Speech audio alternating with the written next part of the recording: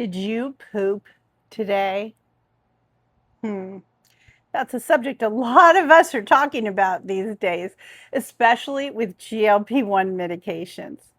Hi, my name is Terry, and welcome to Finding Joy Over 50. Today I want to talk about a little sensitive subject, pooping. Yep, pooping. It is a very sensitive subject, but it is a very necessary one to discuss. First, I'd like to say I am not a doctor. I am not a medical professional. So, these opinions and the things that I'm telling you today are just things that I've learned and experience, my personal experience. And what happens when we can't go number two? Well, I don't know about you, but I'm cranky. I don't feel good. My stomach hurts. I sometimes feel tired. I just feel like, ooh, nausea, gastric upset. I feel bloated. I feel like I'm carrying 10 extra pounds. Do you feel that way? I bet you do, because it is a very uncomfortable feeling. So, although pooping isn't necessarily something that we want to talk about with our friends, I often find that in the GLP-1 community that I'm part of, it is a very hot topic. However, just being over a certain age, we tend to be on more medications after the age of 50, 60, 70, 80, and beyond. Those medications can be very constipating, or sometimes they create the opposite reaction where you might have like IBS or diarrhea symptoms. So I saw this with my elderly mother. When she was taking medication for her blood pressure, or she'd be on a painkiller for some reason, or steroids for a short time, she would have a terrible time in this area. And I think that as those of us continue to take different medications, that is one reason that our digestive tract can really slow down. Now, why am I talking about this? Well, as you know, I'm in a GLP-1 community, and this medication, one of the side effects is some GI side effects are the slowing of your digestion. For me personally, my digestion is about double what it usually is. I used to notice that my meal would be digested within 3.5 hours, and now I'm noticing that it takes closer to 6 or 7 hours. So, just the slowing of your digestion can constipate you. Now, why is that? Well, your large intestine absorbs the water, absorbs all the water that's in the process of digesting your food. So if it takes longer and it sits in your gut longer, what happens is you become very dehydrated. Your poop is getting all the water sucked out of it, and it's difficult to get through the rest of the digestive process through the intestine and out into your toilet. So, what I'd like to talk today about that, as well as what we can do to feel better when we're on these medications or just over 50 in general. Things slow down. Why is this happening? Well, like I said, being over 50, 60, 70, our digestion is slowing down. Being on certain meds might be affecting us that way. We have side effects for other reasons. We are not hydrating enough. Are you drinking enough water every day? I know I struggle with it. Lack of fiber. Fiber is a really big one. I would say that most Americans lack fiber in their diet.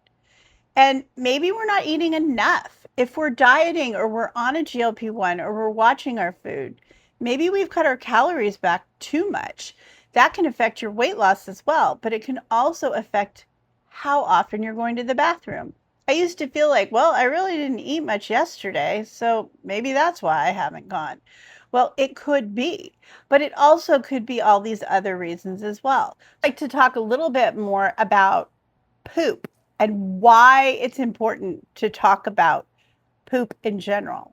Well, let me tell you, what I've learned is that the type of your poop, what it looks like when it comes out into the toilet, says a lot about your overall gut health.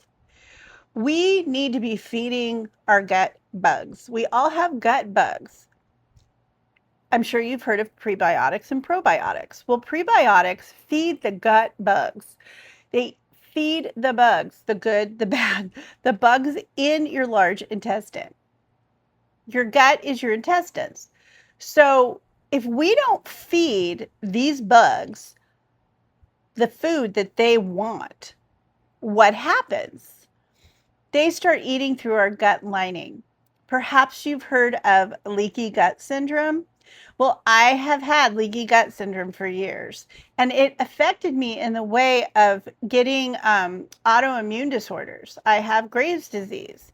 I had multitudes of allergies. So it can affect autoimmune disease because what's happening is the little bugs are eating through your gut, and then particles of your food in your digestive process are getting into your bloodstream. They're not going where they need to go. It's not taking the regular digestive route. So what's happening is these things are getting into your bloodstream, causing your body to attack itself, thinking that it's a foreign body. Now, again, I am not a doctor, but this is what I've learned. When I became diagnosed with Graves' disease, I was feeling terrible. My heart rate was high. My thyroid was, Graves' disease affects your thyroid.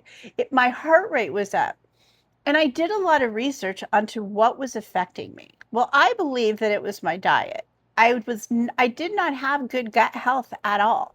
I was eating too many fast foods. I was eating not enough fiber, not enough vegetables. That is a really common thing for most Americans. I believe that most of us don't eat enough fiber at all or really drink enough water. So what are some examples of prebiotics and probiotics?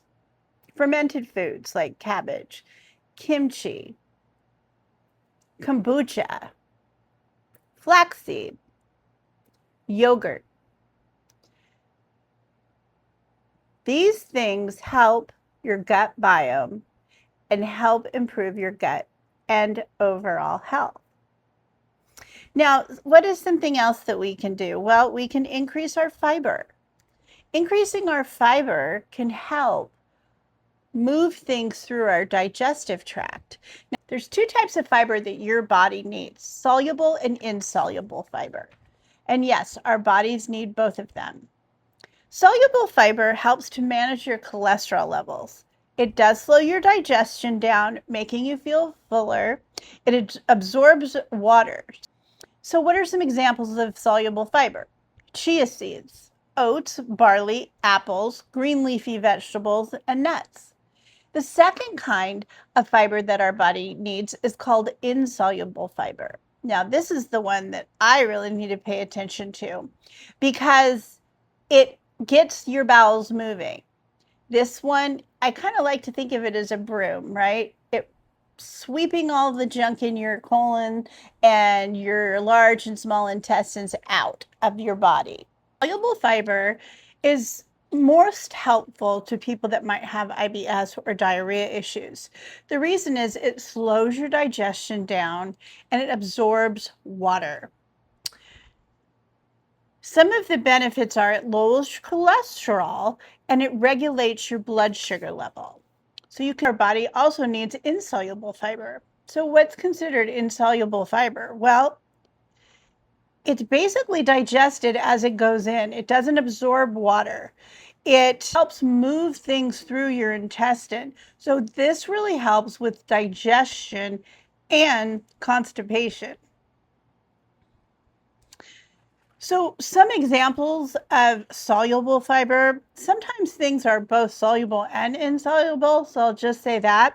But some examples of soluble fiber are nuts and seeds and dark green leafy vegetables, things like broccoli, cauliflower, certain types of nuts, legumes.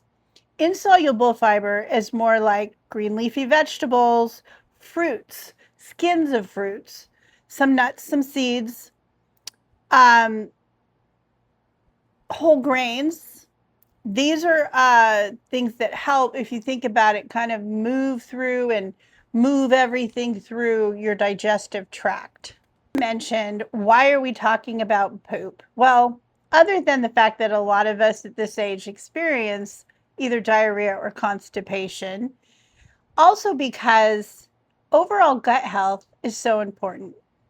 I don't know about you, but I've noticed in recent years that many medical professionals are finding that issues that we are having as a society, a lot of diseases are coming from poor gut health. This is something that has just recently been discovered, and I'm hearing more and more about it out there in the media. I used to avoid seeing a nutritionist because what would they do? They would give me a food pyramid and say, "Here, eat the food pyramid." Well, over the years, I've realized that food pyramid didn't work for me. It wasn't something that I could eat and keep weight off or lose weight on because there were so many grains and I just couldn't eat like that. I can't eat oatmeal. I can't eat certain grains and oats because I do have autoimmune disorders.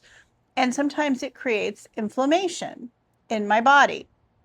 So over the years, I've realized over the last few years, now having a personal nutritionist, that the approach is not so much the food pyramid anymore. It's completely changed. Now the focus is on gut health. And what do you need to do to increase your gut health? Well, increase fiber, soluble and insoluble. Increase prebiotics and probiotics, like I said. These are more of the focus of overall health to help conquer diseases. Again, I am not a doctor, but this is what I've learned. And my personal experience of working with a nutritionist, I will say I was pleasantly surprised that this was the approach because I didn't know what to expect. I usually avoided it. So I'd like to just talk briefly about a video that I watched. Now, I don't know if you have ever seen Diary of a CEO, but he's a young gentleman who interviews some very well-known people. He also interviews a lot of health professionals, naturopathic professionals that talk about these type of subjects. Now, he recently had a gastroenterologist on, a GI doctor, who's also a scientist of gut health. His name is Dr. Will Bulsiewicz. I hope I said that right. Bulsiewicz. He's a young doctor, and he talks about poop and what poop looks like and when you should visit a doctor. He also talks about what different parts of poop look like different things. He talks about something that was done called the blue poop study. And what this was a group of people ate muffins with blue dye in them. And then they waited to see how long it took for these blue muffins to come through their body. Now, people started looking at their poop to see when the blue dye came out because it came through straight as blue dye. So their poop had a blue tinge to it. And they were able to study how long it took for people to digest and also what the quality of poop was when it came out. So anyway, I'm going to refer you, I'm going to put on my screen here a poo chart that he used during this video, and I'll also link the video below. But he talks about what the best looking poop is and what the worst looking poop is and what you should do if you have any of these kinds of poop and what you might be lacking in your diet and maybe when you should visit a doctor. So I just thought this was really great and I wanted to share it with all of you. I also think that this is a video well worth listening to. This young man is a fabulous interviewer, and I really enjoyed this interview with this doctor. So I hope you check it out.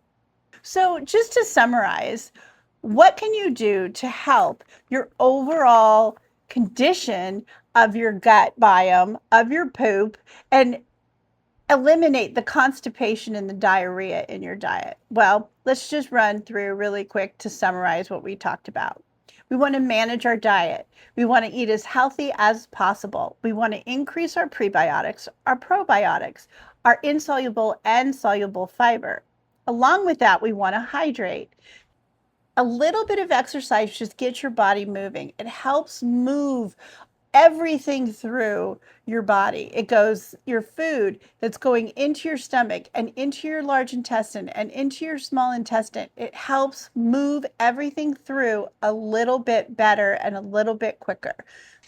One other last thing that I'd like to talk about is managing your stress level.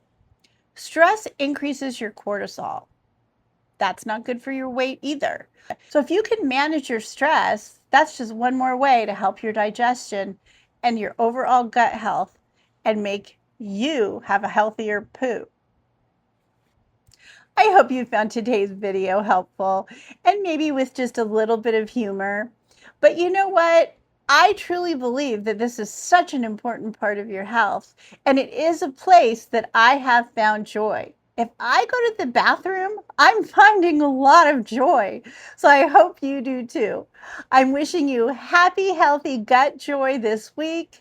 Please like and subscribe if you like the content today. It really helps me a lot, and I really appreciate you joining me today. Thank you so much, and have a beautiful, beautiful day.